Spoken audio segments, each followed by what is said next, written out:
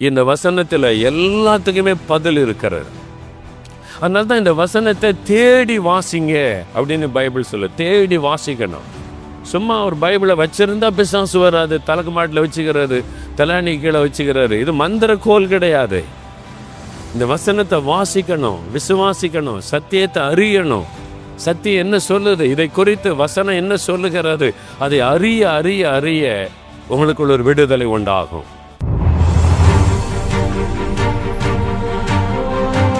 என்ன ஆசீர்வாதத்தை ஆண்டவரிடத்தில் பெற வேண்டுமானாலும் விசுவாசம் இல்லாமல் பெற்றுக்கொள்ள முடியாது.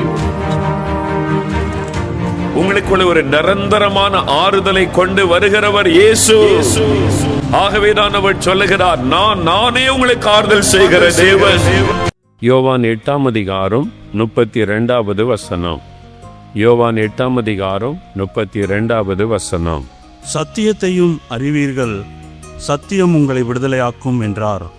வேத வசனமாகிய சத்தியம் உங்களை விடுதலையாக்கும். வசனத்துக்கு ஒரு வல்லமை உண்டு, விடுதலையாக்குகிற வல்லமை.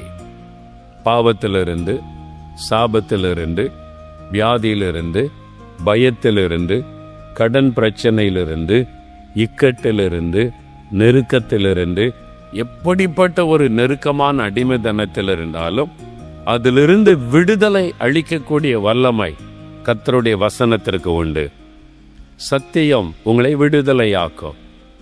கர்த்தருடைய வசனம் எப்படி விடுதலையாக்கும் அப்படின்னா, வசனம் என்ன சொல்லுகிறது பாருங்க, சத்தியத்தை நீங்கள் அறிவீர்கள், சத்தியம் உங்களை விடுதலையாக்கும்.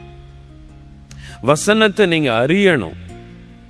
வசனத்துல என்ன இருக்குது, வசனத்துல என்ன சொல்லப்பட்டு இருக்கிறது, அதை அறியும் போது நமக்கு விடுதலை உண்டாகுமா? சும்மா அந்த வசனத்தை கையில வச்சுக்கிட்டே இருந்தா விடுதலை வராது. சும்மா வசனத்தை வாக்குத்தத்தத்தை ஃப்ரேம் பண்ணி வீட்டுல போட்டு வச்சுட்டா விடுதலை வராது. அதை அறியணும், வசனத்தை அறியணும். சும்மா கடமைக்காக டெய்லி காலையில ஒரு அதிகாரம், அப்படியே சாயங்காலம் ஒரு அதிகாரம் வாசிப்பதில்லை. சத்தியத்துல என்ன இருக்குது, வசனத்துல என்ன இருக்குது என்பதை அறியும் போதுதான் நமக்குள்ள விடுதலை உண்டாகும். அப்போ ஒரு வியாதியிலிருந்து விடுதலை வேணும்னா, வியாதி பற்றி பைபிள்ல என்ன இருக்கு, வசனத்துல சத்தியத்துல என்ன சொல்லி இருக்குது, அது அறியணும். அறியும் போது வியாதியிலிருந்து விடுதலை வரும். பிசாசன் போராட்டத்தை குறித்து பைபிள்ல என்ன எழுதி இருக்கிறது, அந்த சத்தியத்தை அறியும் போது சாத்தானின் கட்டுகள் இருந்து விடுதலை உண்டாகும். கடன் பிரச்சனையில சிக்கி இருக்கிறோம், அந்த கடன் பிரச்சனை குறித்து பைபிள்ல என்ன சொல்லப்பட்டிருக்கிறது, ஏன் கடன் பிரச்சனை ஆகிறோம், அதுல விடுதலை பெற என்ன பண்ணோம், அந்த சத்தியத்தை அறியும் போது விடுதலை. அதான் வசனம் சொல்லு, சத்தியத்தை அறிவீர்கள், சத்தியம் உங்களை விடுதலை ஆக்கும். அதனால இந்த சத்தியத்தை நம்ம அறிந்து வேண்டுதல் செய்யும் போது நமக்கு விடுதலை உண்டாகும். எப்படி அந்த சத்தியத்தை அறிந்து விடுதலை பெறுவது பாருங்க. எனக்கு ஒரு சகோதரியை தெரியும், அவங்களுக்கு ஒரு வியாதி. அந்த வியாதி நிமித்தம் திறப்பின் வாசல் ஜபெல்லாம் வருவாங்க பல வருஷம். அதுக்காக ஜெபிச்சு பார்த்தாங்க, எனக்கு சுகந்தாரம் ஆண்டவரேன்னு. சில வருடங்கள் ஜெபம் பண்ணாங்க, சுகம் கிடைக்கல.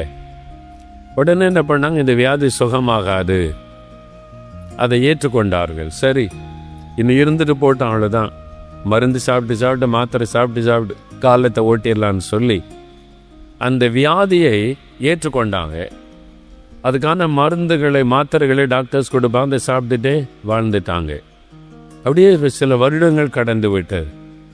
அவங்க ஆண்டவரை நேசிக்கிறாங்க, கூட்டத்துக்கு வர்றாங்க, ஜெபிக்கிறாங்க, பைபிள் வாசிக்கிறாங்க. வியாதி மட்டும் சுகமாகலை. ஏன்னா அதை பற்றி இப்போ கண்டுக்கல, மாத்திரை போடுறோம், அப்படியே வாழ்ந்து கொள்ளுகிறோன்னு சொல்லி. ஒரு நாள் அவங்க ஒரு பிரசங்கத்தை கேட்டாங்க, நாம் வியாதியோடு இருப்பது தேவ சித்தம் அல்ல அப்படின்னு ஒரு பிரசங்கத்தை கேட்டார்கள். அப்போ அப்படியே விழிச்சு கொண்டாங்க, எனக்குள்ள ஒரு வியாதி இருக்குது, நான் இத்தனை வருஷமா மாத்திரை சாப்பிட்டுக்கிட்டே இருக்கேன்னு, நான் வியாதியோடு இருப்பது தேவ சித்தம் இல்லைன்னு சொல்றாங்களே. நீங்க சுகமாயிருப்பது ஆண்டவர் விரும்புகிறார், உங்களை சுகமாக்குவது தான் தேவ சித்தம். அந்த பிரசங்கத்தை கேட்டார்கள்.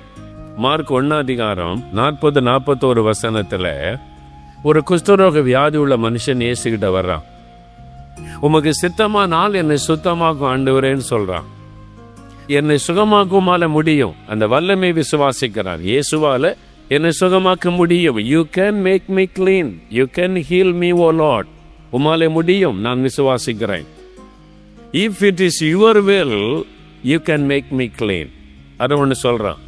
நீர் என்னை சுகமாக்க முடியும் என்பதை விசுவாசிக்கிறேன். But if it is your will, உமக்கு சித்தமானால் என்னை சுத்தமாக்கும்.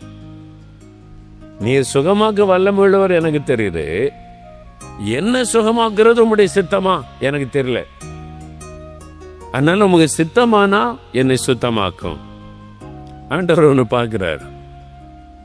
என்னடா அது, ஒரு பக்கம் எனக்கு என்னை சுகமாக்கும் அல்ல முடியும்னு விசுவாசிக்கிறான், இன்னொரு பக்கம் சொல்றான் உங்க சித்தமானால் அப்படின்னா என்ன அர்த்தம்?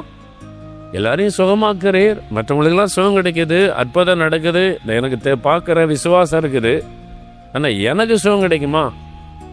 நான் சுகமாவதும் உடைய சித்தமா அப்படின்னா என்ன சுகமாக்கும். ஆண்டவர் உன்னை பார்த்து என்ன சொன்னாரு?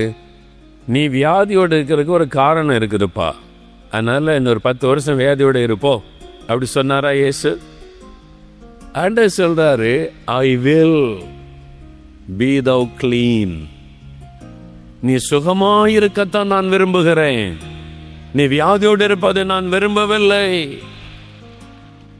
I will be thou clean.